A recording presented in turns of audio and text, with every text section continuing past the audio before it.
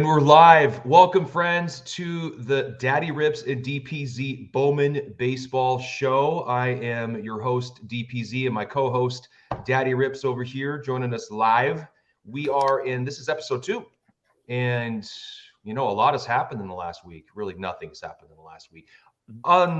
Except, of course, there have been some baseball being played. So there's been some home runs by a particular Yankee, or a home run by a particular Yankee that has got some people thinking, maybe there's an opportunity for some movement there with the price points and some of the cards for that particular player. I'll let Daddy Rips dive into that.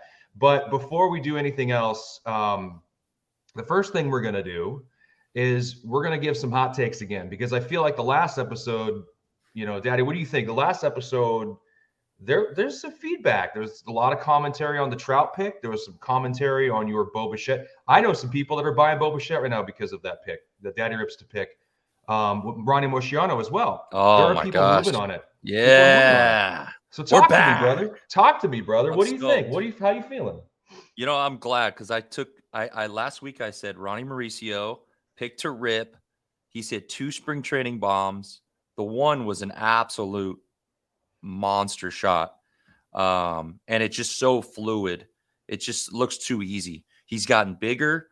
It looks like, obviously, these guys are, when they're prospects, they're so young. They're not even fully developed yet. They haven't even grown to their potential. Looks like he's gotten taller. I said this 2 months ago. I said Ronnie Mauricio was going to be, he was like the baby Ellie, like the body style, the swing, everything. Mm-hmm. Now we have J-Dom making a splash. And, the guy hits one home. Listen, guys, pump the brakes. It's 1 home run. But I will say, for the hobby reasons, he hits a home run, and the next thing you know, on all the Instagram channels, you got sell me your J-Doms, or here's my J-Dom collection. It's just like this outpour of cards. You're like, where have these been for the last 8 months? Nobody's, Right. But it's good. It's good to see that, because people are paying attention, and then it might be an overreaction, but you know what?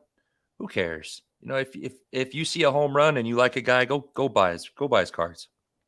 I mean, is that the normal thing now? Do we have to start in the Bowman Chrome community? Are we at a place where we see a run? There's a run on cards. If there's a hitting streak, if it's a younger player being promoted up from double A, high A to double A to triple A. I mean, obviously to triple A, people start getting excited. Movement starts happening. But one hit, a big home run in this TikTok, content-driven, social media content-driven society we live in, the sports society we live in, the big play, does that drive a number? Does that drive card prices? It will in baseball, and especially before these guys start getting stats, right? Because it's all the what if, or the unknown of what they're going to get, or what stats they're going to put up. So they see a guy hit a home run, and the caption says, J-Dom hits one to Mars, the Martian hits one to Mars, whatever the announcer said. But yeah, I think that's how it's going to be for the next month or so, until the guys actually are accruing stats in the major leagues. So do you think, okay, so, and let's Bowman Chrome 2020 Bowman Chrome, are you feeling like you're going to get back into that product and start ripping it? Do you think there's going to be a 2020 Bowman? A regular 2020. I actually just ordered a jumbo case. So that would be, so 2020 regular Bowman is, we talked about this in the last episode. It's has Jason Dominguez, has Anthony Volpe, has Bobby Witt, it has Jeremy Pena, it has Everson Pereira, another like under the radar Yankee prospect. It has 2 prospects for the Dodgers that potentially could be on the starting roster, or in the bigs at some point this year. That's Miguel Vargas, who saw action last year at the tail end of the year. That's Andy. I call him Andy Pages. I think it's pronounced Pages, but Andy Pages as well. It's just a loaded class. Oscar Gonzalez, guy made a splash in the playoffs last year for the Indians or for the Guardians. My bad. The Guardians. My bad. Whoops. Careful. So Careful. there's just it's just a deep class. And then not to mention it has the rookies. You could pull rookie autos out of that as well. And the rookie class in that 2020 is Jordan, Bichette, Gavin Lux, who just got hurt. So it's really deep class. And yes, we are going back and ripping that. I have a jumbo case coming in 2 days. And I've had people beg us to bring that back, but we try to keep things on the table that it's like not going to really break the bank and have a good ROI. And it got to the point where we're just like, guys, it just doesn't make sense. Doesn't make sense. You have to hit a wit, like numbered auto to make your money back. It just got to the point where it just didn't make sense to rip it. So Luca Nation, you're hearing it here. You go find Daddy Rips. I follow him. So when he goes live with that break, you're going to want to jump in a 2020 Bowman break because it's fun. It's not as expensive as going out and chasing an auto that is, probably going to be priced for whatever's happening right now, where you can jump in a break and maybe get a steal. I mean, it happens all the time. That's a great way to do it. So once again, we're always pushing Daddy Rips and his breaks and the cost-effective way to get into that whole realm. The other thing is 2020 was the last year that we've seen a significant uptick on production. It seems like 2021, you started seeing like these new parallels and different products and the odds started going way up, and she started seeing like, okay, so 2020 is like the last year where it really feel like it was like, I mean, obviously it was the COVID year. So, but that's why it's a lot easier to hit in that product. You go into like the newer classes, 21, 22, it seems like you could go 4 or 5 cases without hitting a certain player. In 2020, it's like, man, we would hit the big names left and right. So I recommend that for sure. Definitely. We'll keep an eye out for that. If you're following him, keep an eye out for that. I'm going to probably jump in one of those days myself. I test my mettle there. Before we jump into our big topic, I wanted to ask you one more question on your daddy picks to rip was Ronald Marciano last week. Mm-hmm. I'm wondering though, is there a logjam there? You got Brett Beatty, you've got Francisco Lindor, long-term contract. Where's he going to play? Yeah, that's the question. I was just talking to somebody and they were like, he's like, there's nowhere for him to play. I don't know. I don't know if they move him. Who knows?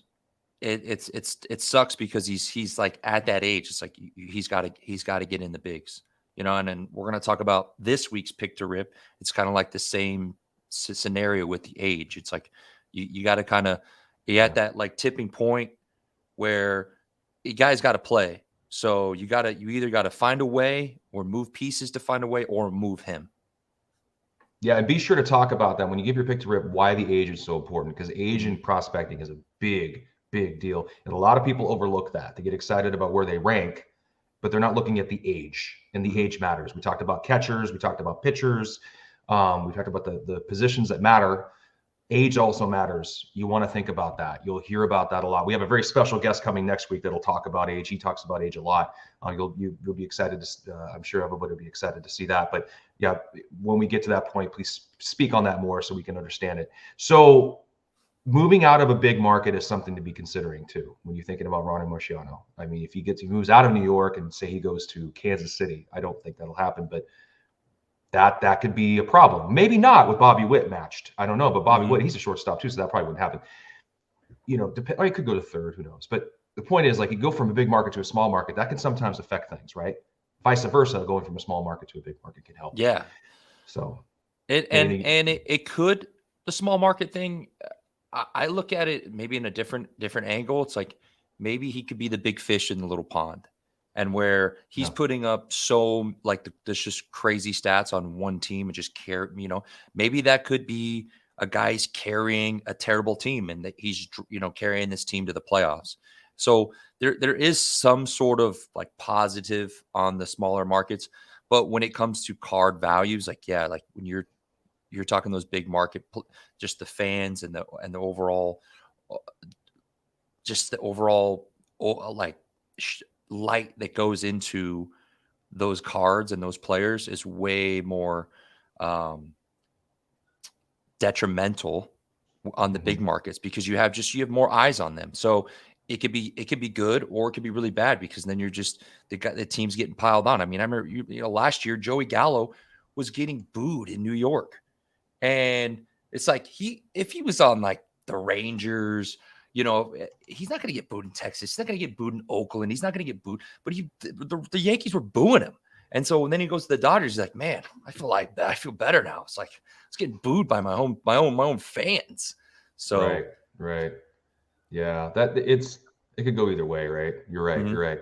Okay, so we're going to move into our next segment. The next segment is going to be the most overrated Major League Baseball player today, and the most underrated baseball player in Major League Baseball today. There could be multiple. Yeah, it doesn't have to just be a player. It could be multiple players on both ends.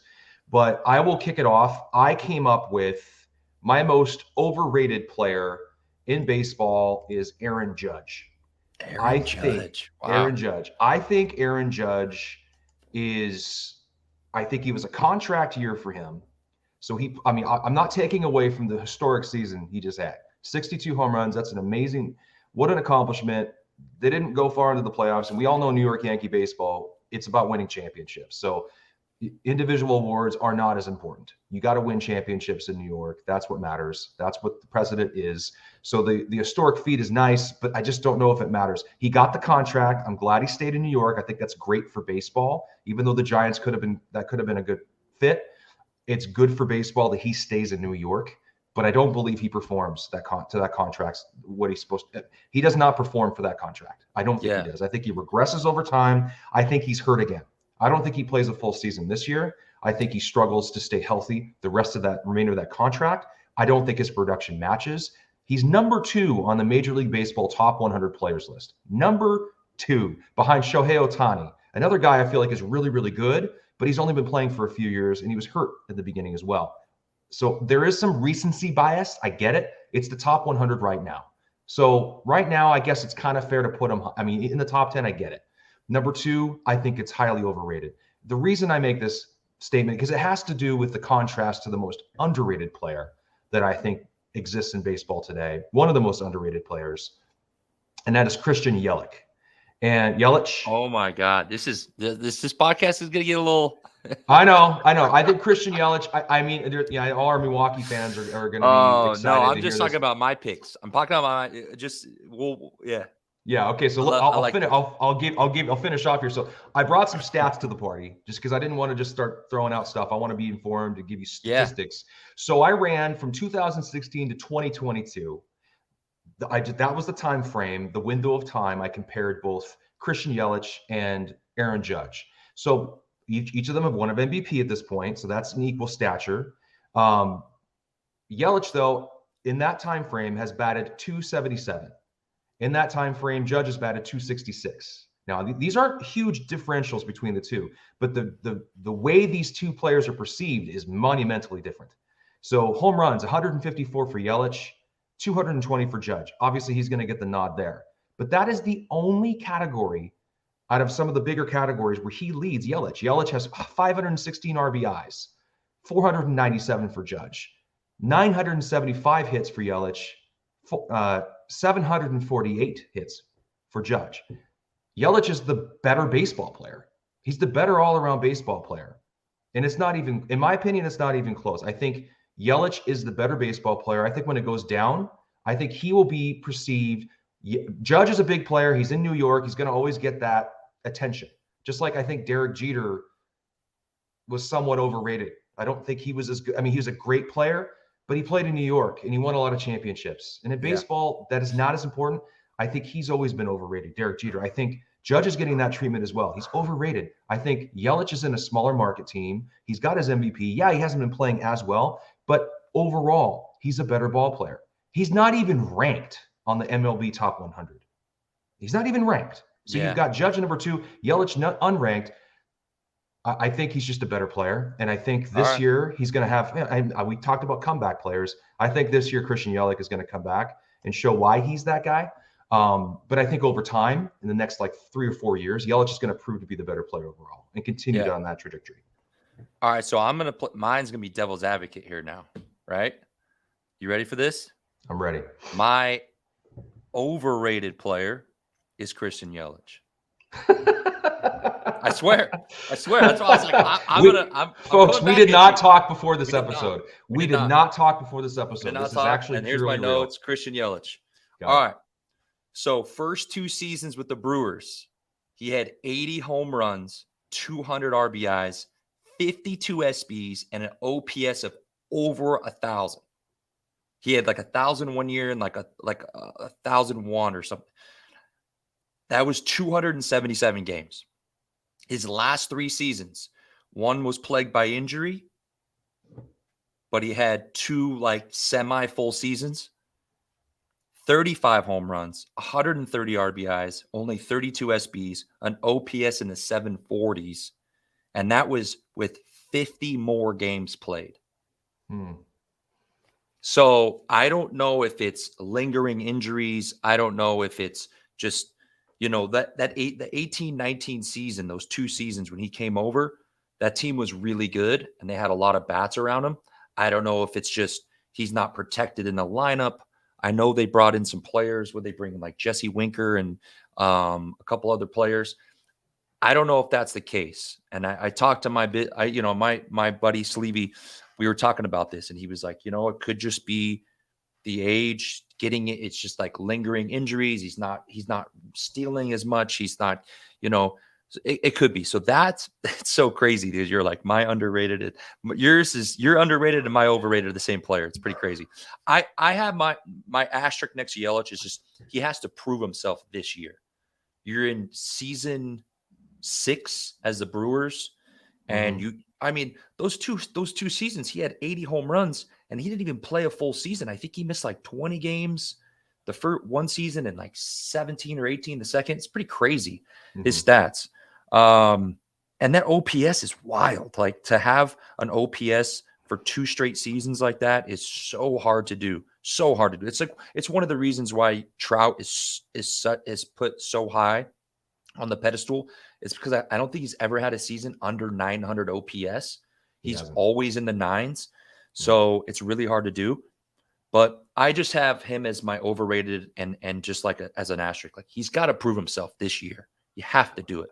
I will agree with you. I definitely feel like he needs to prove himself this year to get himself into that conversation again and insert himself into that conversation. But I just feel like Judge, they both have injury issues, right? So they're both not as healthy as we'd like them to be. How could they perform with injury? I think that argument goes both ways. So it's kind of a toss-up. But you and I could both be right and both be wrong at the same time. One of us is going to be right. I think we both agree he needs to have this season's a big season for Yelich. He needs to prove himself in order just to continue down that path. Now, I think he will, and I think he will have. I think he's going to overall outperform Judge in the next few years. I think Judge got his contract. I think a lot of players play to that, and then they kind of. He's got a couple years on him, right? Age-wise, I think. I think Yelich is what 30, Judge is 32 or something. I can't remember. Yeah, I don't have the stats in front of me. I think I had to like shrink the time frame because Yelich played longer, so I had to try to get a comparable window.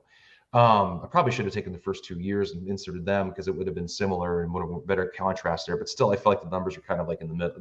They're very comparable. Don't get me wrong. Yeah, because if you went back to 16, then that was 2 years with the Marlins too. So yes, he started out okay though. I mean, it wasn't like Yelich was a bum in Miami at all. My business partner played with him, so he played with all those guys with the Marlins: Yelich, Stanton, D. Gordon, Marcelo Zuna. I mean that Marlins team, like they would have just held on to those players. That team would have been stacked. Yeah, that would have been a good team. I'll say this too. I know I got a lot of heat on that last comment on Mike Trout being important as another cycle goes through. He's going to be that guy remembered like Griffey. I'm wearing a Griffey jersey right now. Obviously, I'm a huge Griffey guy. Like all my cards are now pretty much Griffey. I've sold everything and it's all the Griffey. But I do think that Mike Trout's still the best player in baseball. I don't think he should be number 3, number 4, wherever he landed. I think he landed number 3 on this year's MLB Top 100. I still think he's number 1 until someone shows me that they could be that player. If he stays healthy, of course, the health is the only thing taking him out. He hit 40 home runs playing and he missed a whole month. So I still think he's the best player in baseball. And I'm not holding the bag. I'm not holding the Trout bag, folks. Yeah. I just think that he's still the best player. He's yet to be unthroned.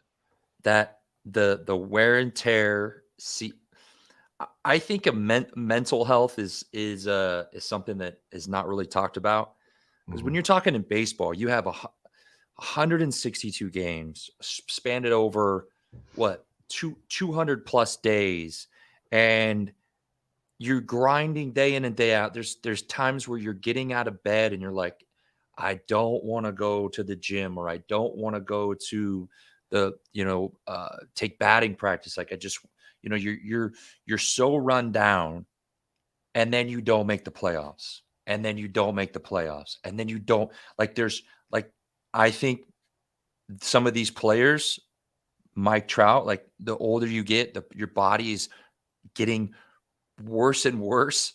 And it's not feeling any good getting out of bed sometimes in the morning. And then you're losing. And losing, whether you like it or not, if you win, it feels good. Your injuries just kind of go away. It's right. Like, that's how it works. Like, you're like, oh, my arm hurts, but we're winning, so who cares? But if you're losing, you're like, my arm hurts. Nah, you know what? I'm gonna go rehab. I'm not gonna push through. I'm just I don't, why? So I don't know. That's how I would feel if I was just constantly losing, and then you're just like the guy doesn't even have a playoff win. It's like, come on, Angels, get it together. Like, you're literally going to ruin one of the greatest baseball players that we'll ever see, and not just in our lifetime, in like all of baseball. And if this guy walks away as an Angel without a playoff win in however many years he's going to play for you guys, it's sad. It's like, go spend the money, Let me ask you another question, and there might be another hot take. It's a hot conversation. It went away very quickly.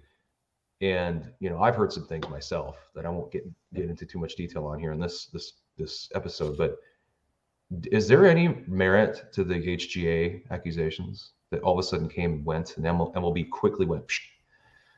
Is there any merit to that? That could completely destroy. That would be money. That's earth shattering for baseball fans, card holders. A lot of bags being held right now. Mine got a lot smaller. And that's not the reason. I needed to free up capital to buy Griffey grails. But is there a merit to that? I don't know. I don't know. I don't know if baseball is protecting him and they just kind of like swept it under the rug, to protect the golden boy. I mean, I could see it. The golden boy. That's not the first time I've heard that. And MLB players have told me that. So you got your MLB connections. What do you hear? I've had two of my buddies play with Trout. They said he's nothing but just an awesome stand-up guy and does the right thing and busts his ass. Just a normal guy. That's like, he's not above anybody in the locker room. That's coming from people that have played with him personally. So, but then again, I mean, Tom Brady was the golden boy in football, and the NFL went after him for Deflategate. Like, I thought that was, it's like, so I don't know. Who knows? Yeah, who knows? I'm a little I'm different when it comes to players using performance enhancing. In my opinion, I'm not against it. I'm not against it. This is what hot take. Like, in the 2000s, baseball was magical to watch. There were regular season games where it was sold out to go see Mark McGwire, Sammy Sosa, Barry Bonds, all these guys. And guess what? People knock on the guys that were taking the stare. Like, everybody was taking it back then.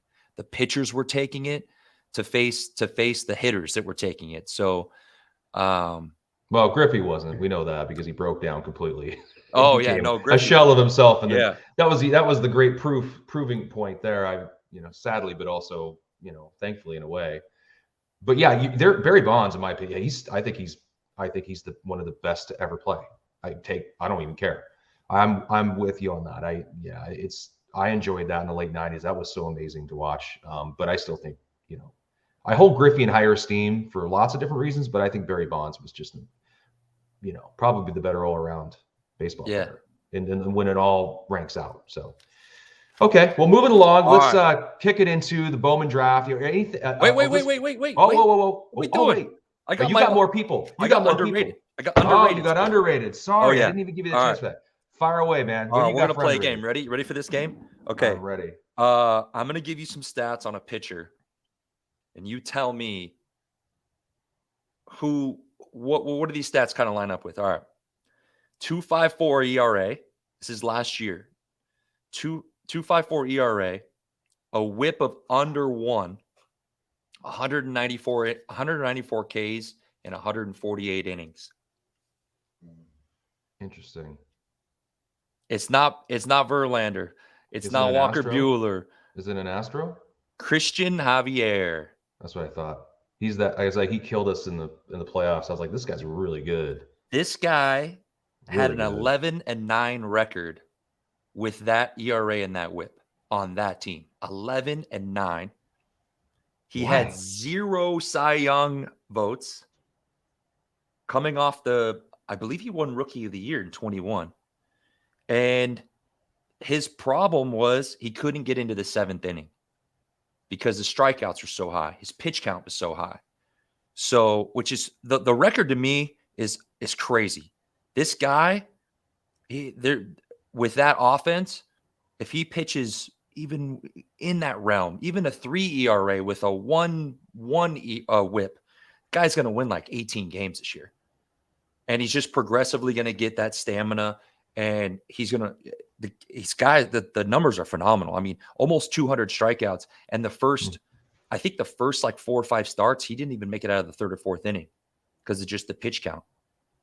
So he had a stretch from his last 11 starts, he only gave up 1 earned run per on average. He gave up less than 1 in. He gave up 10 runs in his last 11 starts. So that's my underrated because he's just shadowed by Verlander and Framber. He was shadowed by those 2 guys. So that's my underrated pitcher. Okay, makes sense. No, I mean I've seen him a lot, so I'm not denying that he was very difficult. He was a very difficult pitcher. I mean, pitch counts are interesting because they don't tell the whole story because there's a lot of foul balls in there. He had two starts. He only had 2 starts go into the 7th inning. That's pretty crazy. I think he's 25 games started. You only go to the 7th 2 times. What else? Oh, my underrated hitter is the old Dirt Squirrel. I don't know if you know who the Dirt Squirrel is. No. It's Jeff McNeil. That's his nickname, the Dirt Squirrel. Jeff McNeil. I like that name, man. That's a good name. It's a great name, the Dirt Squirrel. He for the Mets, it's a small sample size, but last year he batted .326. He had a .836 OPS. He gets on base. He hits for, he's a singles, doubles, triples guy. And in that lineup, it's perfect for that lineup. He's able to protect those players. And I just think he's an overrated. I think he was top 15 in OPS last year. I want to say he was top 20 in WAR. He's got good numbers for a guy that doesn't really hit home runs, doesn't hit a lot of RBIs, but he just does the right things. Yeah, he's an all-around baseball player. I mean, if the Mets all played with their baseball cards, I mean, they're a good team. They're great. I mean, Cohen's spending money. He's doing what they should be doing. That's a great owner for that team. And I mean, he's not, obviously Carlos Correa couldn't sign with anybody, but they're trying. And if Lindor's got to play if Lindor plays to his strengths, if Brett Beatty comes up and does his thing, Alonso plays well. You're talking about a McNeil. He's this quiet guy, but he's probably a linchpin to the team. He's obviously providing a lot of value there. That team could be really good. If Verlander's there now, I mean, I think he's older. I mean, you get a good year out of him maybe. I mean, that all puts together, maybe the Mets make a run. Who knows? Maybe our picks are way off. But anyway, that's some good stuff, man. I think everybody let us know what you think. Yeah, Give us some please. commentary on this, like feedback. The Are we Christian wrong? Are we Javier, the crazy? Christian Javier pick was tough for me because it's an Astro, but I was just looking at his numbers like, how did this guy go 11-9? Like, that's crazy with those numbers. Crazy. Javier, Pena, Jordan, those are great baseball players. Yeah. I hate the Astros.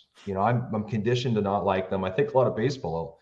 I mean, but you got to remember it's not the Astros. Like Dusty Baker is a class act. Dusty Yeah. Baker is a baseball man. He is royalty in baseball.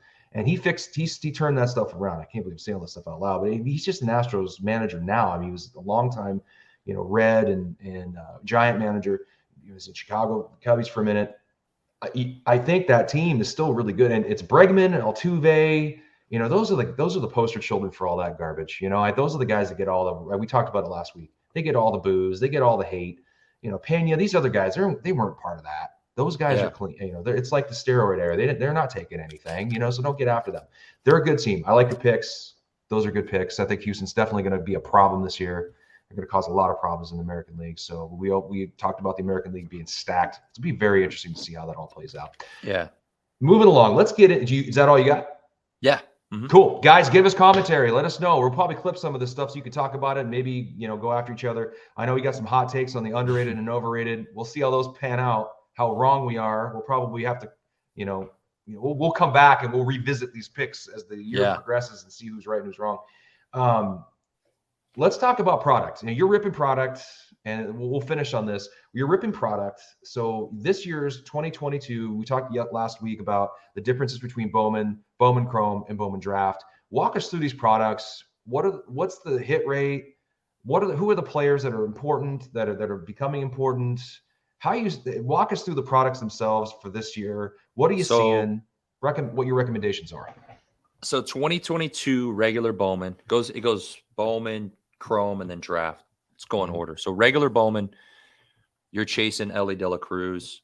That's the main chase. Love that product. There's some really young players in that. I really love regular Bowman. I think that's our bread and butter. It tends to have lower amount of prospects. It's usually in the range between 65 to 75 prospects in the checklist. Mm-hmm. And it's just better as a breaker to put that on the table, because if you have 40 autos in a case or whatever it might be, or 36 autos, like you have a good chance at hitting one of those top guys. The odds are better. Then in Chrome 22, the big chase is Jackson Churio for the Brewers, 18 years old, in Double-A.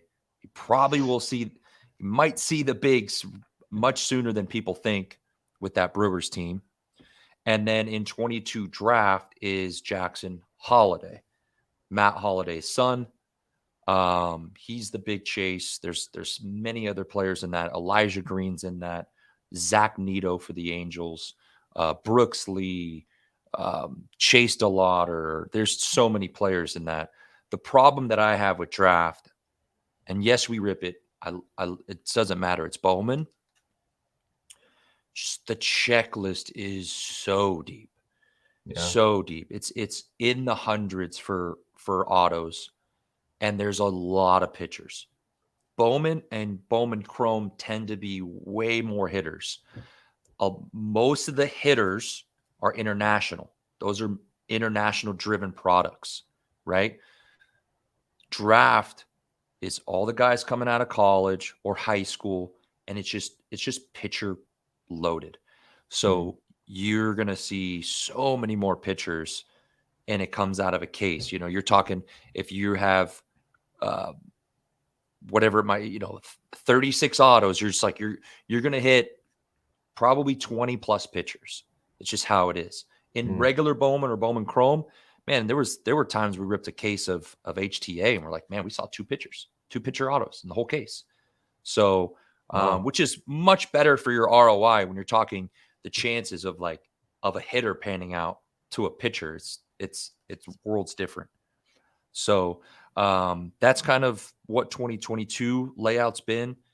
I'm not really fond of these new parallels that they're putting in these the products. I wish somebody at Fanatics, I'm talking to you, like talk to or get with the breakers and figure out a better way to give the product. Like I think in draft you have jumbo, which is 3 autos, and you have super jumbo, which is 5. And I think Jared Blez talked about this, and I didn't even know he talked about this. I was talking about this on my live. Like they should do an HTA version of draft. It's just 5 autos. It's just 5 autos. That's it. You get your 5 autos and that's it. There's no fluff. There's no extra, because it's just like you're just getting just all this paper and this chrome, and it's just like trash cards. They're just trash. So eliminate the fluff. Go to the 5 autos. On draft jumbo, you have 3 autos. Keep the chrome base cards in there. That's where you get your chrome base. That's how they do it with Bowman Chrome. It'd be great if they just did that across the board. Bowman Chrome, you have Chrome Hobby, you get 2 autos, and you have HTA, you get 3. That's how they should do it for draft. It would make the product so much more enticing for that super jumbo. Like, hey man, I'm only going, because listen, when it comes down to it, the collectors, they're in it for the autos. They're in it for the autos. Unless you're talking like a super fractor or a red or like a true orange base. Nobody really cares about those base, those colors that aren't autos. They want the autos. So that's what I think they should do, but who knows? So what do you do with all those base cards when you rip? Where do they go? you just light a fire? Just toss them in the garbage can. I mean, think about that, guys. That's what's going on. I tell people we do not ship the base, the paper cards. Some people are like, oh, those paper, the PSA 10, JDOM paper 10s are doing like $100. I'm like, guys, that's from 2020 to now. Like the amount of production has gone. I mean, it's probably 5x what they've done in the last 3 years. It's like, they're not worth it. Like they're not worth it. Okay.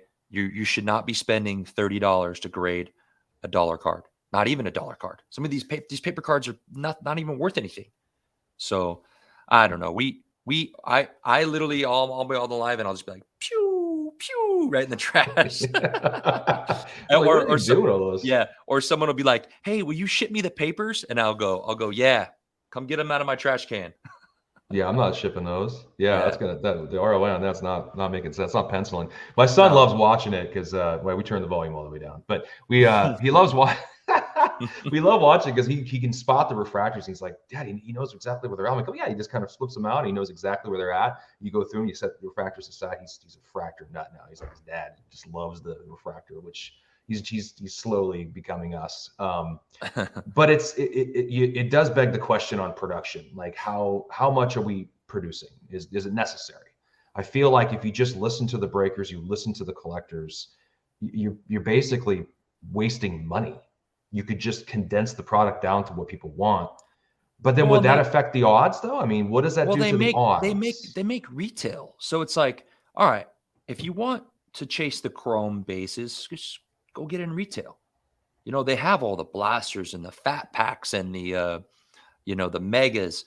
Right. Just I don't know, like I feel like they could still make a lot of, I mean, these guys are making it's so much money that's being made.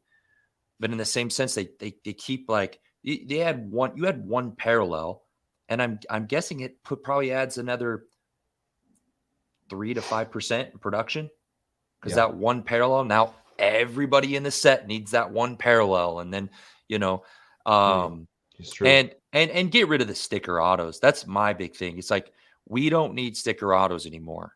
Okay, get rid of them. If you can't have them, sign them, or if you can't, if you're gonna put I just don't get it. Just get rid of them. Just get rid of them.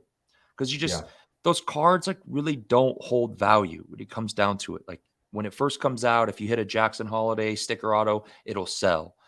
But as the years progress, they want the Bowman first autos. We go for them for the on-card autos. Stick to it. Stick to the on-card autos. Got it. Good stuff. All right, friends. Anything else you want to add before we wrap? No, I think we're good. I think Cool. It was good. Yeah. That's good. That was a good solid episode. We got some takes in there, and we walked through some of the product once again, some advice for fanatics on how they want to produce their product if they want to keep the product to be enticing and excited for those that rip the hobby product. Again, friends, let us know what you think. We'll be back next week with a special guest. What about this week's pick to rip? Wait a second.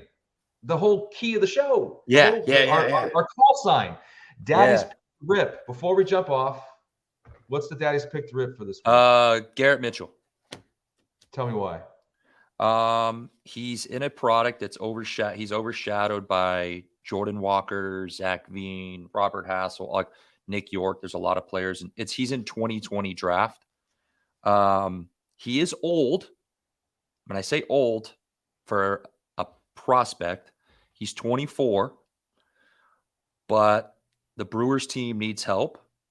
He should be in the majors. He's already has 2 spring home runs, and his cards are way too cheap. I just looked at his True Orange PSA 9. The guy was asking like $1,500 or best offered.